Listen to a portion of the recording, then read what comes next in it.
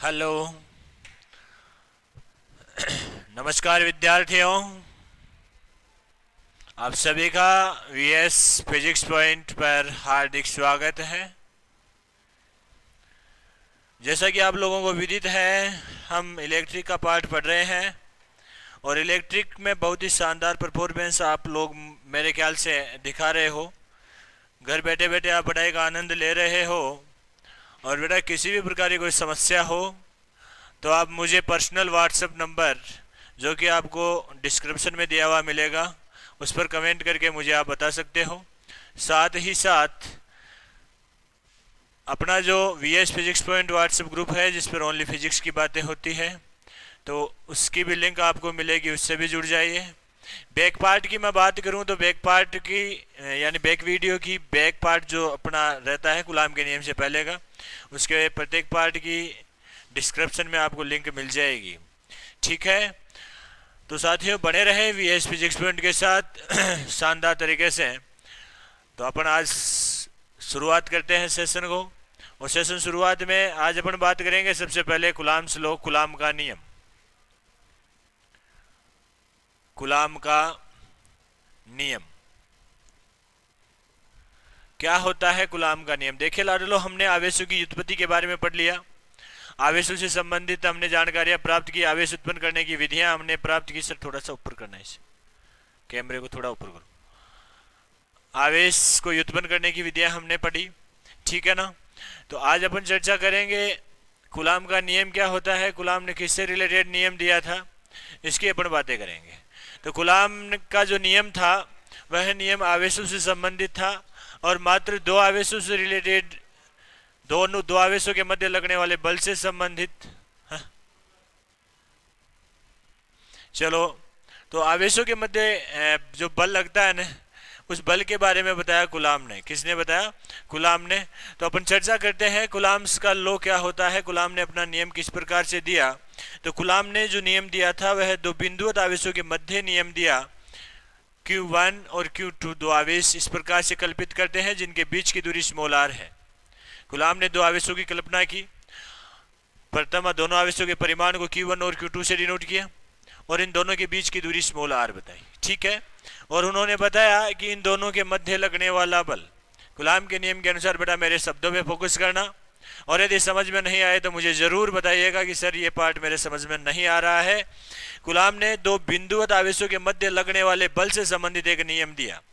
Coulomb ने दो बिंदुवत आवेशों के मध्य लगने वाले बल से संबंधित एक नियम दिया। इस नियम के अनुसार कूलाम ने यह बताया कि दो आवेशों के मध्य लगने वाला बल, दो आवेशों के मध्य लगने वाला बल दोनों आवेशों के परिमाण के गुणनफल के समानुपाती होता है। दोनों आवेशों के परिमाण के गुणनफल के समानुपाती होता है तथा दोनों आवेशों के बीच की दूरी के वर्ग के व्युत्क्रमानुपाती होता है। तो देखिए दोस्तों, दोनों आवेशों के मध्य लगने वाला बल यानी F समानुपाती होगा दोनों आवेशों के परिमाण के गुणनफल के, यानी Q1 गुणा Q2। दो आवेशों के मध्य लगने वाला बल दोनों आवेशों के परिमाण के गुणनफल के समानुपाती होता है। It's okay. दूसरी बात उसने क्या बताई? दोनों आवेशों के मध्य लगने वाला बल दोनों आवेशों के बीच की दूरी के वर्ग के व्युत्क्रमानुपाती होता है। इसे इक्वेशन नंबर फर्स्ट देना, इसे इक्वेशन नंबर सेकंड देना। देखिए लाडलो, ये अंश में है और ये हर में है, दोनों फोर्स के इक्वल है, तो अंश वाला अंश में रह जाएगा, हर वाला हर में चला जाएगा। आप क्या लिखोगे? समीकरण 1 व 2 से, समीकरण 1 व 2 से क्या करोगे? समीकरण 1 और 2 से F इक्वल आ जाएगा अपने पास, यानी F समानुपाती Q1 Q2 upon R square, Q1 Q2 upon R square. It's okay. यहां से देखिए समानुपाती का साइन जब कूलाम ने हटाया तो कूलाम ने नियतांक लिया था, जिसे कूलाम नियतांक अपन कहते हैं, और F बराबर अपने पास आ गया K Q1 Q2 upon R square.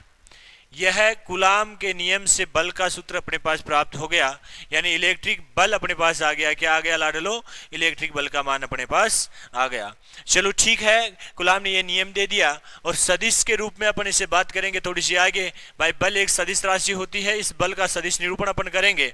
तो सबसे पहले लाडलो आपको ध्यान रखना है, कूलाम ने जो नियम दिया था वह दो आवेशों के मध्य यानी दो बिंदुवत आवेशों के मध्य लगने वाले बल से संबंधित नियम दिया, ठीक है ना। और इस नियम के अनुसार कूलाम ने बताया कि दो आवेशों के मध्य लगने वाला बल दोनों आवेशों के परिमाण के गुणनफल के समानुपाती तथा इनकी बीच की दूरी के वर्ग के युतक्रमानुपाती होता है।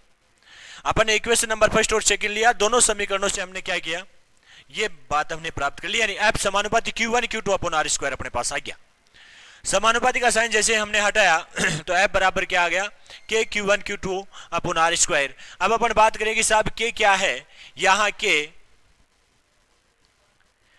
के कूलाम नियतांक है। क्या है, कूलाम नियतांक है। अब इस कूलाम नियतांक के मान की अपन बात करें, आंकिक मान की बात करें, तो कूलाम का जो नियतांक है इसका आंकिक मान होता है 9 गुणा 10 की पावर 9।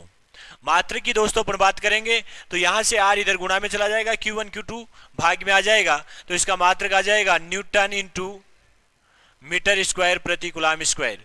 यानी कूलाम के नियतांक का जो अंकीय मान है, आंकिक मान है, वह होता है 9 गुणा 10 की power 9 newton into metre square प्रति कूलाम स्क्वायर। ठीक है।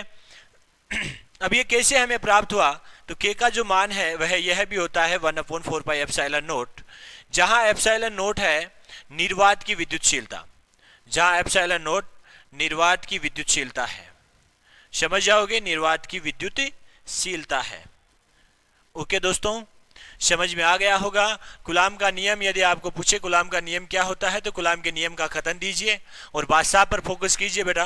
कूलाम के नियम में आप लिखोगे सबसे पहले, दो बिंदुवत व स्थिर आवेशों के मध्य लगने वाले बल से संबंधित कूलाम ने एक नियम दिया जिसे कूलाम का नियम कहते हैं।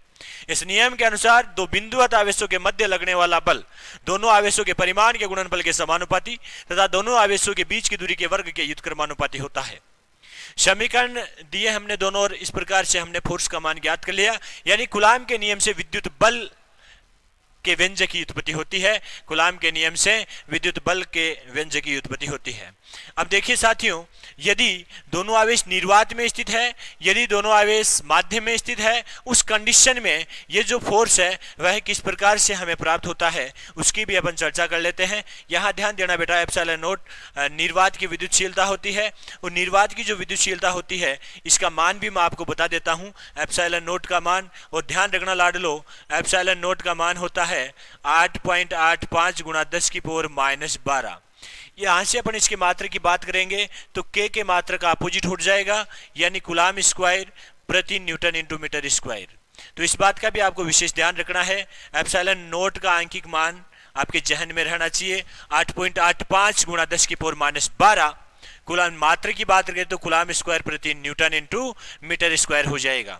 चलो आगे अपन बात करते हैं कि ये जो दोनों आवेश है यह माध्यम में नहीं होकर के निर्वात में हो, उस कंडीशन में इनके मध्य जो लगने वाला बल है उसकी अपन चर्चा करते हैं। तो बने रहिए लाडलो VS फिजिक्स पॉइंट पर।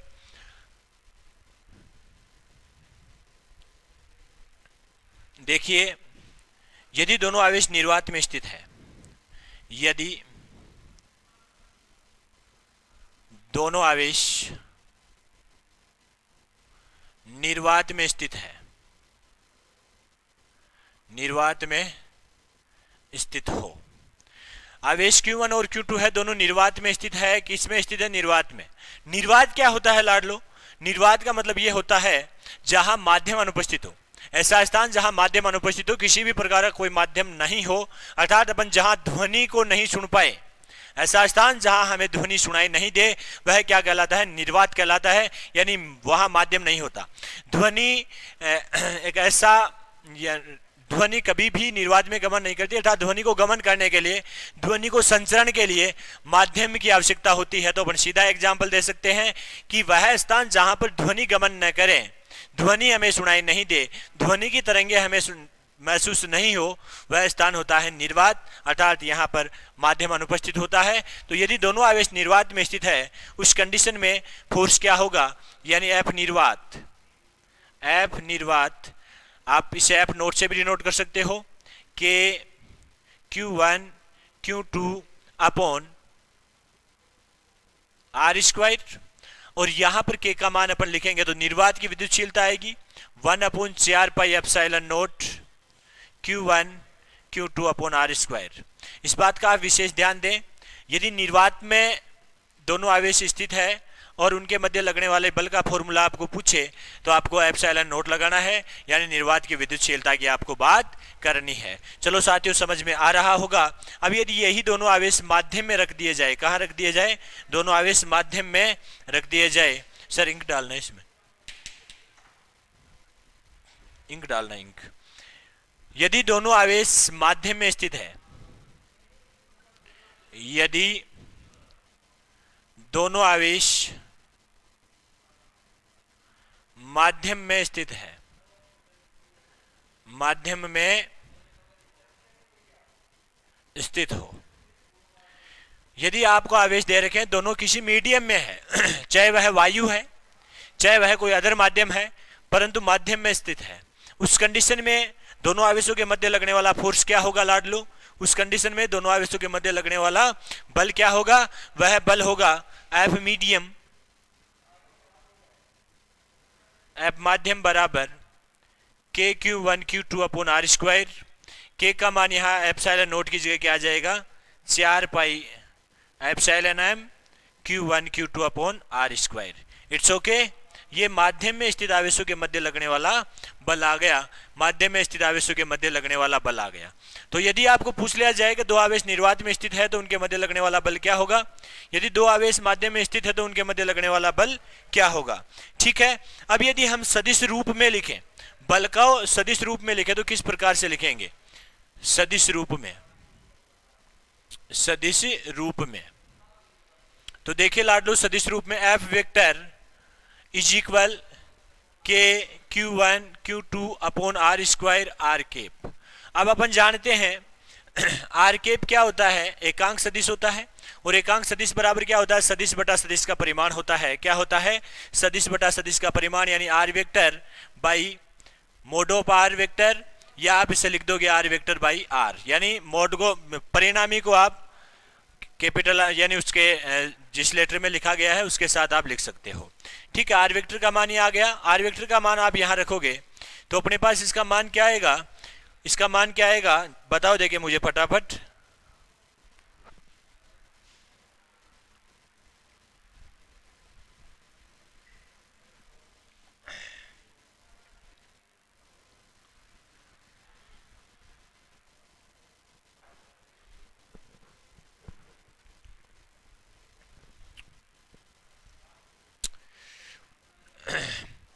एफ वेक्टर बराबर अपने पास आ जाएगा, आर केप का मान यहां रख देंगे k Q one Q two by r square r vector upon r. आधार समान, गांठें अलग अलग है तो गुणा करने पर गांठें आपस में जुड़ जाती है, गुणा करने पर गांठें आपस में जुड़ जाती है। तो एफ वेक्टर बराबर अपने पास आ जाएगा लाड लो K Q one Q two upon R cube हो गया ना, इंटू आर वेक्टर। यानी सदिश रूप में आपको फोर्स पूछे तो आप ऐसे भी लिख सकते हो, सदिश रूप में फोर्स पूछे तो आप ऐसे भी लिख सकते हो कि साहब ये कैसे आया? एकांक सदिश बराबर अपन जानते हैं, जूनियर क्लास में आपने पढ़ा है, एकांक सदिश यानी सदिश बटा सदिश का परिमाण क्या होता है? एकांक सदिश होता है। और इसको आप इस प्रकार से भी लिख सकते हो 1/4 pi epsilon naught Q1 Q2 upon R cube R vector. ठीक है, तो वो आशा करता हूं आप लोगों को ये बात समझ में आई होगी, और यदि नहीं आए तो मुझे आप कमेंट के माध्यम से या मेरे पर्सनल व्हाट्सएप नंबर पर जरूर सूचित करेगी, सर हमारी ये बात समझ में नहीं आई है, उसका समाधान 100% होगा लाडलो। अब देखिए बहुत ही शानदार क्वेश्चन है, और क्वेश्चन जो अभी डेरिवेशन अपन पढ़ने जा रहे हैं वह डेरिवेशन ऐसा है कि यह आप एयरफोर्स की एग्जाम में भी इससे रिलेटेड क्वेश्चन देखोगे। अपने यहाँ जब आरबीएससी की एग्जाम आप दोगे ना तो उसमें भी क्वेश्चन आएगा, यानी आपेक्षिक विद्युतशीलता से संबंधित न्यूमेरिकल भी आपको पूछा जा सकता है, आपेक्षिक विद्युतशीलता की विमा भी आपको पूछी जा सकती है, आपेक्षिक विद्युतशीलता का मात्रक भी आप लोगों को पूछा जा सकता है। तो देखिए अब अपन बात करेंगे आपेक्षिक विद्युतशीलता क्या होती है, यानी परावैद्युतांक क्या होता है। आपेक्षिक विद्युतशीलता, आपेक्षिक विद्युतशीलता यानी इसको अपन परावैद्युतांक भी कहते हैं। परावैद्युतांक क्या होता है? परावैद्युतांक यानी आपेक्षिक विद्युतशीलता क्या होती है? तो देखिए साथियों बहुत इजी पार्ट है आपेक्षिक विद्युतशीलता, और परिभाषा के रूप में आप इसे पढ़ोगे। सबसे पहले जो डेफिनेशन है, और मैंने आपको निर्वात में स्थित आवेशों के मध्य लगने वाला बल और माध्यम में स्थित आवेशों के मध्य लगने वाले बल के बारे में बताया है। तो साथियों, उसी बल से अपने पास पराविद्युतांक की परिभाषा आएगी। तो पराविद्युतांक की परिभाषा कैसे लिखोगे? निर्वात में स्थित आवेशों के मध्य लगने वाला बल, ध्यान दें, निर्वात में स्थित आवेशों के मध्य लगने वाला बल व माध्यम में स्थित आवेशों के मध्य लगने वाले बल का अनुपात आपेक्षिक पराविद्युतांक कहलाता है। आपेक्षिक विद्युतशीलता कहलाती है, यानी पराविद्युतांक कहलाता है। निर्वात में स्थित आवेशों के मध्य लगने वाला बल तथा माध्यम में स्थित आवेशों के मध्य लगने वाला बल का अनुपात क्या कहलाता है? आपेक्षिक विद्युतशीलता कहलाती है। आशा करता हूं आप लोगों के मेरी बात समझ में आई होगी। एप्सिलॉन यानी पराविद्युतांक को अपन एप्सिलॉन आर से व्यक्त करते हैं। किससे व्यक्त करते हैं लाडलो? एप्सिलॉन आर से व्यक्त करते हैं। पराविद्युतांक को एप्सिलॉन आर से दर्शाया जाता है, यानी व्यक्त करते हैं। समझते रहना मेरी थ्योरी को। आप परिभाषा समझ गए होंगे। निर्वात में स्थित आवेशों के मध्य लगने वाला बल तथा माध्यम में स्थित आवेशों के मध्य लगने वाला बल का अनुपात क्या कहलाता है? पराविद्युतांक कहलाता है, यानी आपेक्षिक विद्युतशीलता कहलाती है। और आशा करता हूं आप लोगों की यह बात बिल्कुल समझ में आई होगी। ठीक है, पराविद्युतांक को फॉर्मूले के रूप में आप लिखोगे तो एप्सिलॉन आर इज इक्वल होगा एफ निर्वात यानी निर्वात में स्थित आवेशों के मध्य लगने वाला बल बटा माध्यम में स्थित आवेशों के मध्य लगने वाला बल, यानी एफ माध्यम। ठीक है, अब अपने पास जानते हैं हम क्या लिखोगे आगे? हम जानते हैं क्या जानते हैं दोस्तों? हम जानते हैं निर्वात में स्थित आवेशों के मध्य लगने वाले बल का फॉर्मूला क्या होता है और माध्यम में स्थित आवेशों के मध्य लगने वाले बल का फॉर्मूला क्या होता है। ठीक है, तो देखिए, बने रहिए आप मेरे साथ। एफ माध्यम, पहले मैं निर्वात की बात कर लेता हूं, तो एफ नोट बराबर 1/4 pi epsilon naught Q1 Q2 upon R square. ठीक है, और अपन ये भी जानते हैं माध्यम में स्थित आवेशों के मध्य लगने वाला बल एफ एम बराबर 1/4 pi epsilon M Q1 Q2 upon R square. इसे आप इक्वेशन नंबर फर्स्ट दें, इसे आप सेकंड दें, इसे आप थर्ड दें। ठीक है, और उसके बाद में आप क्या करोगे? समीकरण एक में,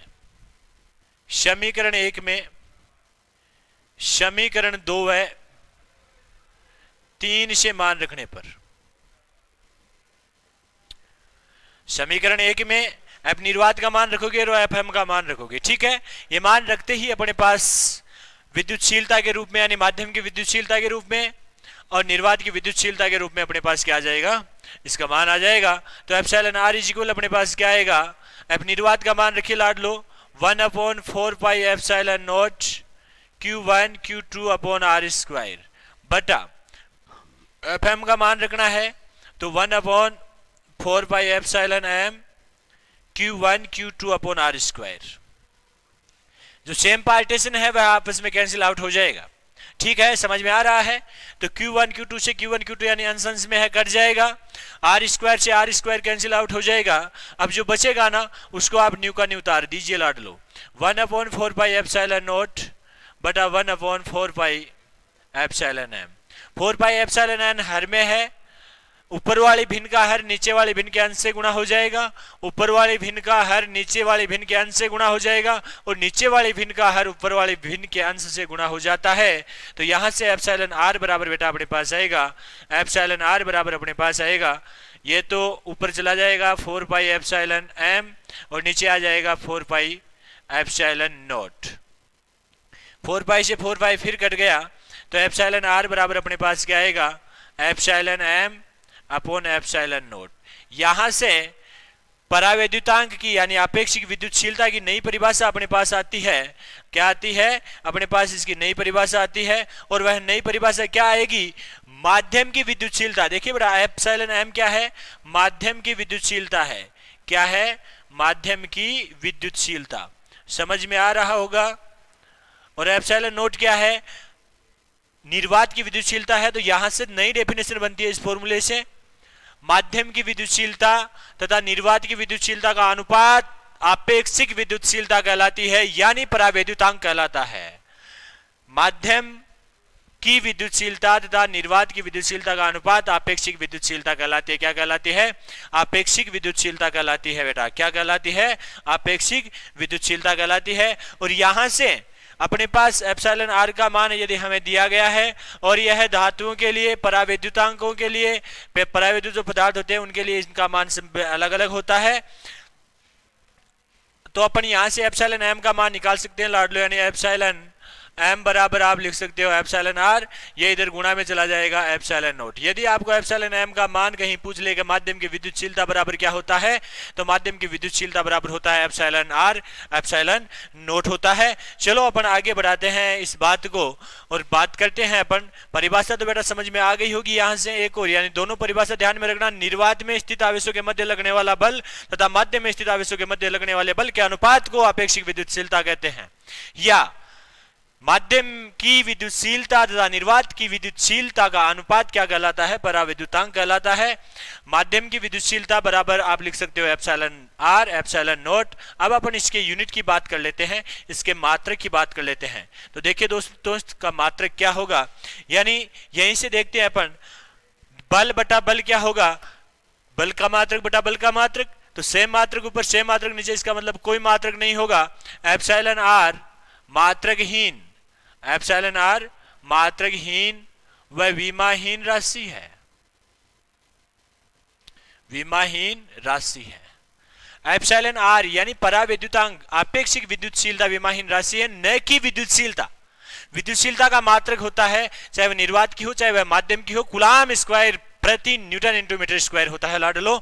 तो देखिए परावैद्युतांक मात्रकहीन व विमाहीन राशि होती है, और परावैद्युतांक की अपन बात करें तो परावैद्युत है वह कुचालक पदार्थ कहलाते, यानी परावैद्युत पदार्थ की अपन बात करें, आपको यह पूछ लिया जाए परावैद्युत क्या होता है, परावैद्युत का मतलब होता है कुचालक पदार्थ, कुचालक पदार्थ। ठीक है, तो ये जो परावैद्युतांक है यह कुचालकों के लिए, अर्धचालकों के लिए, चालकों के लिए इसका मान क्या होता है? न्यारा न्यारा होता है, यानी अलग अलग होता है लाडलो। ठीक है ना, समझ रहे होंगे आप मेरी भाषा को। और बेटा जितना हो गया ना कि साहब आज एक डेरिवेशन हुआ है, तो ये डेरिवेशन आप अच्छी प्रकार से समझे, कहीं भी इसमें आपको प्रॉब्लम आए, हो सकता है गलती हो जाए और आपके समझ में नहीं आए, तो समझाने के तरीके बहुत होते हैं लाडलो, तो आप मेरे साथ जुड़े रहें। यदि किसी प्रकार की कोई समस्या आ रही है तो मुझे पर्सनल व्हाट्सएप पर, जो आपको डिस्क्रिप्शन में नंबर आपको मिल जाएंगे, वहां मुझे सूचित कर सकते हैं। इसके साथ ही साथ VH physics point WhatsApp group की लिंक भी डिस्क्रिप्शन में आपको मिलेगी, वहां भी मुझे आप बता सकते हैं। इसके साथ ही साथ अपने पर्सनल टेलीग्राम चैनल जो है उसकी लिंक भी आपको इस वीडियो के डिस्क्रिप्शन में मिलेगी, तो आप मुझे बताते रहिएगा। अब अपन बात कर लेते हैं थोड़ी सी कूलाम के नियम का सदिश निरूपण कर लेते हैं। क्या कर लेते हैं? कूलाम के नियम का सदिश निरूपण। और बहुत ही शानदार पाठ है लाडलो, कूलाम के नियम का सदिश निरूपण कई बार पूछा जा चुका है। कूलाम के नियम का सदिश निरूपण, तो देखिए कूलाम के नियम का सदिश निरूपण कैसे होता है। कूलाम के नियम का सदिश निरूपण, कूलाम के नियम का सदिश निरूपण करना है हमें। क्या करना है? कूलाम के नियम का सदिश निरूपण। और दोस्तों आपने कक्षा 11 में पढ़ा होगा वेक्टर, और उसी वेक्टर के आधार पर अपन सदिश निरूपण की बात करेंगे। किसकी बात करेंगे? सदिश निरूपण। क्या होता है कूलाम के नियम का सदिश निरूपण? कैसे होता है कूलाम के नियम का सदिश निरूपण? तो सबसे पहले हमें दो आवेशों की कल्पना करनी है। दो आवेश, माना दो आवेश Q1 व Q2 है। मान लिया दोनों आवेश क्या है? Q1 व Q2 है, और इनके मूल बिंदु से जो स्थिति सदिश है वह R1 व R2 है, तथा मूल बिंदु से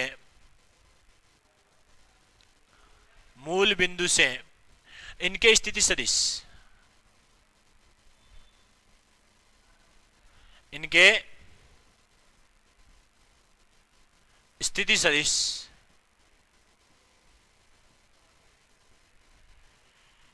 क्रमशः R1 व R2 है।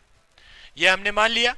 ठीक है, अब अपन डायग्राम के माध्यम से समझते हैं, यानी 3D में समझो चाहे 2D में समझो। आवेश की अपन बात कर रहे हैं तो उसे अपन 3D में भी रख सकते हैं, अपन उसे 2D में भी रख सकते हैं। चलो 2D में रख लेता हूं मैं, आप 3D में रखो, 3D में कोई दिक्कत नहीं है लाड लो। ये एक्स एक्सिस है, ये वाई एक्सिस है, और ये क्या है, मूल बिंदु है। क्या है, मूल बिंदु है।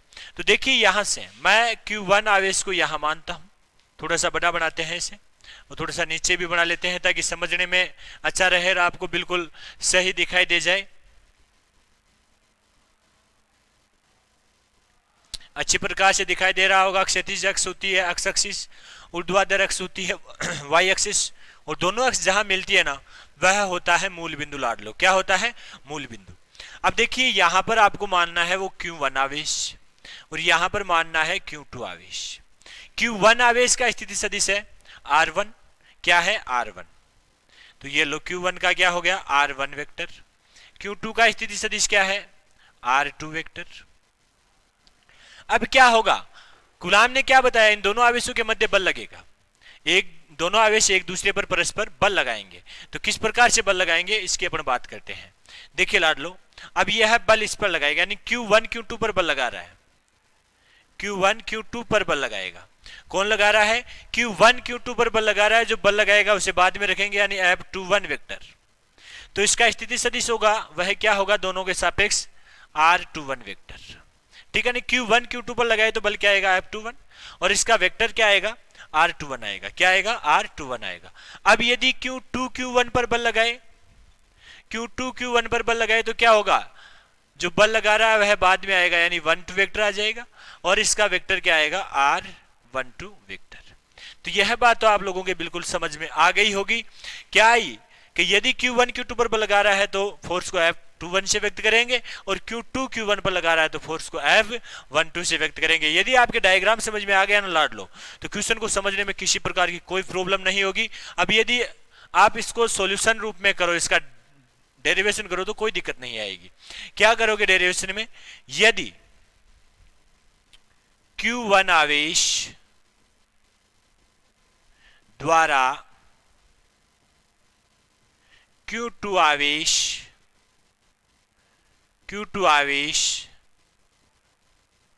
पर लगने वाला बल,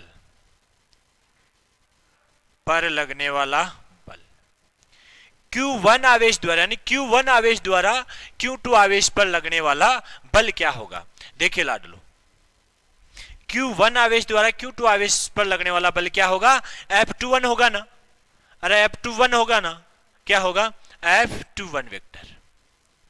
F21 वेक्टर बराबर क्या लिखोगे, K Q1 Q2 अपन R क्या आएगी, अभी यहां देखिए R21 आएगी, यानी R21 वेक्टर, और यहां क्या आ जाएगा, केप R, इसका स्क्वायर आएगा लाड लो। क्या आएगा, इसका वेक्टर नहीं आएगा, परिमाण आएगा। क्या आएगा, परिमाण का स्क्वायर, और यहां पर केप आ गया R21।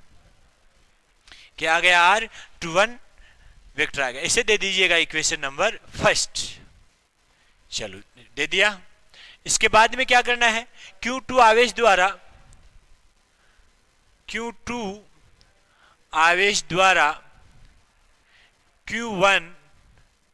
आवेश पर लगने वाला बल क्या होगा, Q2 आवेश द्वारा Q1 आवेश पर लगने वाला बल क्या होगा, F12 होगा। क्या होगा, F12 वेक्टर इज इक्वल होगा K Q1 Q2, आवेश तो वही है। अब इसके सापेक्ष इसका स्थिति सदिश क्या होगा, 1 2, तो आ गया R12 का स्क्वायर, और केप में आ जाएगा R12, यानी सदिश रूप में अपन लिख रहे हैं, सदिश निरूपण कर रहे हैं। इक्वेशन नंबर आ गया 2। अब क्या करोगे आप, समीकरण 1 और 2 से सबसे पहले, हालांकि अपन ऊपर भी कर लेते, दूसरे से भी कर सकते हो, पहले से भी कर सकते हो, दोनों के मान आपको इक्वल लेने हैं भाई, बराबर होते हैं कि नहीं होते, दिशा किस प्रकार से होती है उनकी। यानी सदिश निरूपण का मतलब क्या होता है, इन दोनों बलों की दिशा बतानी है आपको, और दिशा कैसे होती है, दिशा आपको यह सिद्ध करनी है कि दोनों बल अपोजिट होते हैं, विपरीत दिशा में दोनों आवेश एक दूसरे पर बल लगाते हैं। तो देखिए लाडलो, बात कर लेते हैं अपन थोड़ी सी, हालांकि आप यहीं तक छोड़ते हो तो भी कोई दिक्कत नहीं है, परंतु हमें सदिश निरूपण करना है, इसलिए अपन क्या करेंगे, समीकरण 1 से आप समीकरण 2 से भी कर सकते हो, समीकरण 1 से। क्या करना है समीकरण 1 में, R21 वेक्टर क्या करना है, R21 वेक्टर यानी जो एकांक सदिश होता है ना, उस एकांक सदिश को आप क्या लिख सकते हो, R21 केप इज इक्वल आप क्या लिख सकते हो, R21 वेक्टर बाई R21 या मोड ऑफ R21 वेक्टर। यह मान आप इस समीकरण 1 में रख दीजिएगा। तो F21 वेक्टर बराबर क्या आ जाएगा, KQ1 Q2 अपॉन R21 का स्क्वायर गुणा R21 वेक्टर बटा R21।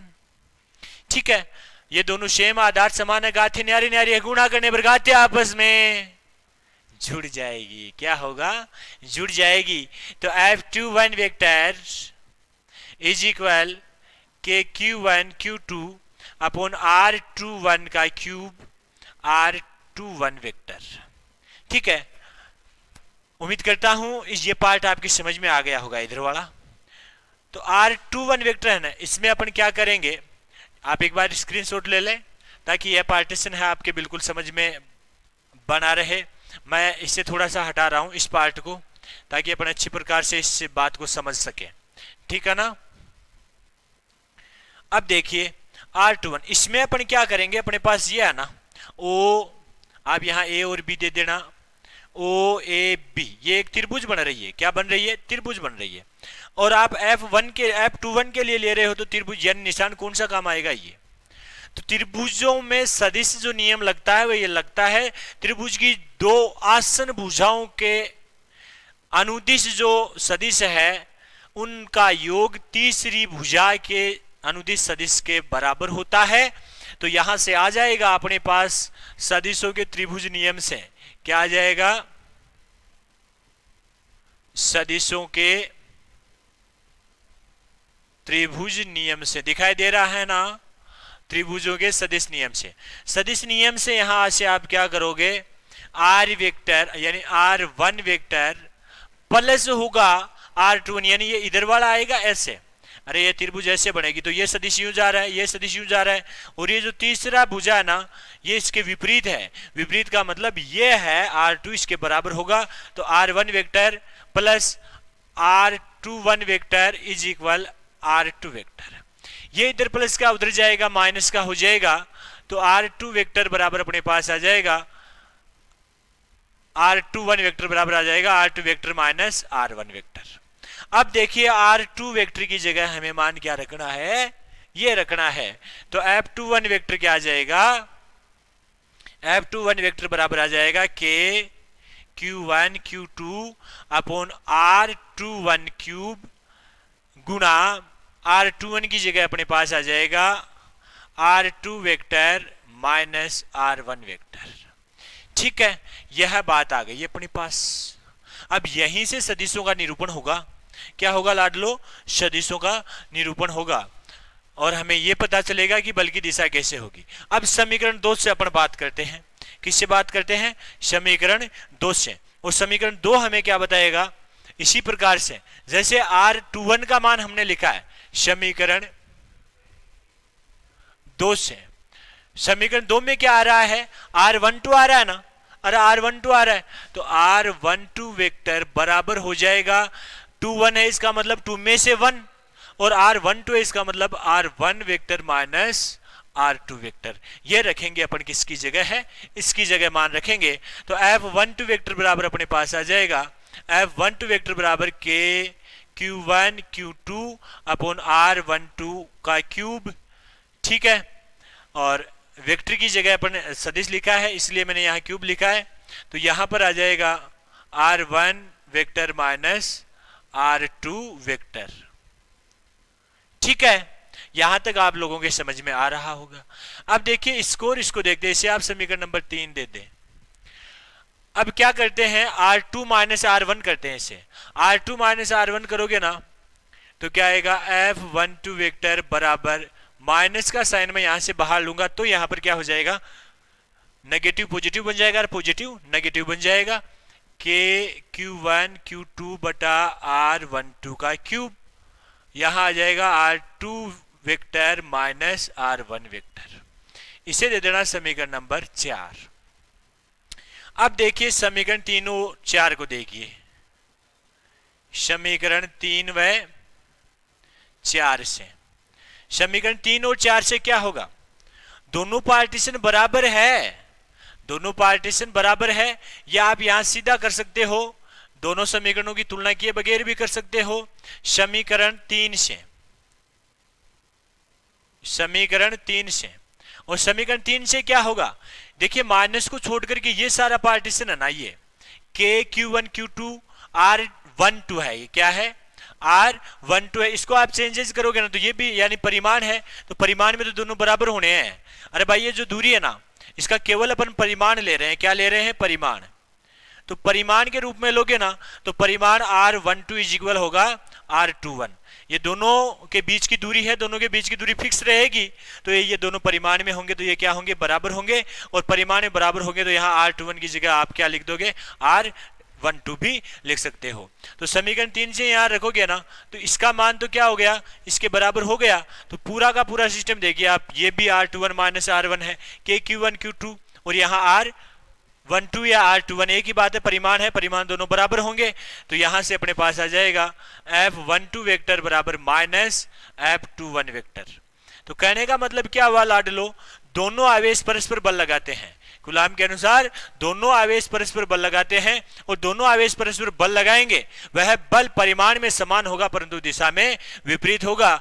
सदिश कूलाम का जो नियम है वह क्या कहता है, दो आवेश एक दूसरे पर बल लगाएंगे, उस बल का मान तो क्या होगा, समान होगा, परंतु दोनों बलों की दिशा क्या होगी, अलग अलग होगी। आप एक बार इसका स्क्रीनशॉट लेके आप इसको अच्छी प्रकार से प्रिपेयर करने की कोशिश करें, बहुत ही शानदार पाठ है। आरबीएससी में पूछा हुआ क्वेश्चन है कि कूलाम का सदिश निरूपण कीजिए, कूलाम के नियम का सदिश निरूपण कीजिए, तो हकीकत बता रहा हूं बेटा 100% आप इसे आराम से कर जाओगे, ठीक है ना। होना क्या है, इसमें बलों की दिशा बतानी है कि बलों का परिमाण समान होता है परंतु दिशा अपोजिट होती है, दिशा क्या होती है, विपरीत होती है, ठीक है ना। तो इस बात के बारे में आपको ध्यान रखना है। अब अपन बात करेंगे अगले सेशन में, थोड़ी सी मैं 2-4 मिनट सर इंतजार कर रहे हैं, तो 1-2 बातें और बता दूं सर, बताओ, ठीक है ना। तो जुड़े रहें आप मेरे साथ, थोड़ी सी देर की बात हो रही है, यानी 5 मिनट का जो सेशन रहेगा ना, बहुत शानदार सेशन है बेटा। इसमें जो एक एक नंबर के क्वेश्चन आते हैं ना, लगभग यहीं से पूछे जाएंगे, यानी चैप्टर नंबर 1 से 1 नंबर का क्वेश्चन उठता है ना, तो अपन जो अब बात करेंगे ना वहीं से उठेंगे, यानी कूलाम के नियम से रिलेटेड जो क्वेश्चन उठेगा ना वो यहीं से उठेगा। तो देखिए इस बात का आपको विशेष ध्यान रखना है, यानी कूलाम के नियम में सदिश निरूपण का क्या महत्व है, केवल बलों की दिशा का निर्धारण हमें करना होता है। बल परिमाण में तो समान होते हैं परंतु उनकी दिशा क्या होती है, बदल जाती है, दिशा परिवर्तित हो जाती है, ठीक है ना। तो नोट लगा के आपको लिखना है बेटा, क्या करोगे, नोट लगा के लिखो। कुछ विशेष बातें हैं जो एक एक नंबर के क्वेश्चन आपके आरबीएससी एग्जाम में आते हैं, यानी 1 से लेकर के 13 नंबर तक के क्वेश्चन होते हैं ना लाडलो, वो एक एक नंबर के आते हैं, और एक एक नंबर के क्वेश्चन प्राप्त करने के लिए इतनी मेहनत करनी पड़ती है कि जितना अंदर जाओगे ना आप, छोटी से छोटी चीज को निकालने की कोशिश करो। यानी शतक कैसे लगे सर, शतक कैसे लगे, धैर्य से शतक लगेगा लाडलो, किससे लगेगा, धैर्य से। यदि आपका कॉन्फिडेंस अच्छा है तो आप आराम से शतक मार जाओगे। फिजिक्स इतना इजी सब्जेक्ट है, आप कल्पना नहीं कर सकते, बहुत इजी सब्जेक्ट है, परंतु इसमें थोड़ा सा समय चाहिए, रब कॉपी और पेन का सामंजस्य चाहिए। रब कॉपी और पेन का सामंजस्य बन गया ना, इसका मतलब हम सिकंदर हो गए फिजिक्स के। फिजिक्स अपनी अंगुलियों पर होगी यदि आप वीएस फिजिक्स पॉइंट के साथ पढ़ोगे तो साथियों आराम से हर एक चीज जो आपको नहीं आ रही है मुझे कमेंट बॉक्स में बता दें, और यदि आप कमेंट बॉक्स में कमेंट नहीं कर पा रहे हो तो मेरे पर्सनल व्हाट्सएप ग्रुप में या मेरे पर्सनल व्हाट्सएप पर मुझे कमेंट करके, मुझे चैट करके बताएं कि सर मेरी यह समस्या है, आपकी उस समस्या का समाधान 100% होगा। तो देखिए कूलाम का जो नियम है वह दो आवेशों के बीच लागू होता है, दो आवेशों के मध्य लगता है, और उन दोनों आवेशों के मध्य कूलाम का नियम कब लागू होगा, जब दूरी 10⁻⁻15 मीटर से ज्यादा होगी। पहली बात आपको ध्यान रखनी है, दोनों आवेशों के बीच की दूरी, इस बात का आपको विशेष ध्यान रखना है बेटा, दोनों आवेशों के बीच की दूरी 10⁻15 मीटर से अधिक होनी चाहिए, अधिक होनी चाहिए, तब ही कूलाम का नियम लागू होगा, तब ही कूलाम का नियम लागू होगा। समझ रहे होंगे साथियों, दोनों आवेशों के बीच की दूरी 10⁻⁻15 मीटर से अधिक होगी ना, उसी कंडीशन में कूलाम का नियम फॉलो होगा, अदरवाइज कूलाम का नियम फॉलो नहीं होगा। क्या क्यों सर? 10⁻15 मीटर एक परमाणु की त्रिज्या होती है, यानी परमाणु की त्रिज्या होती है 10⁻15 मीटर।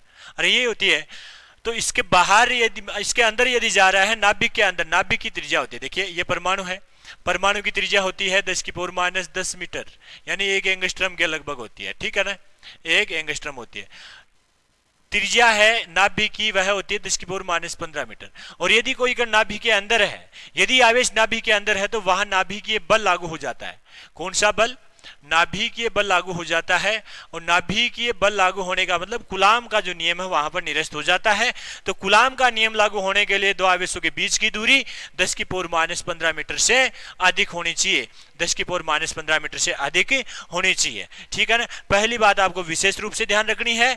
और आपको यह भी ध्यान रखना है कि कूलाम का नियम कैसे आवेशों पर लगता है। तो दूसरी बात आप ध्यान रखना लाडलो, दूसरा है कूलाम का नियम, कूलाम का नियम स्थिर आवेशों पर ही लागू होता है, स्थिर आवेशों पर ही लागू होता है। तो समझ गए होंगे, गतिशील पर नहीं,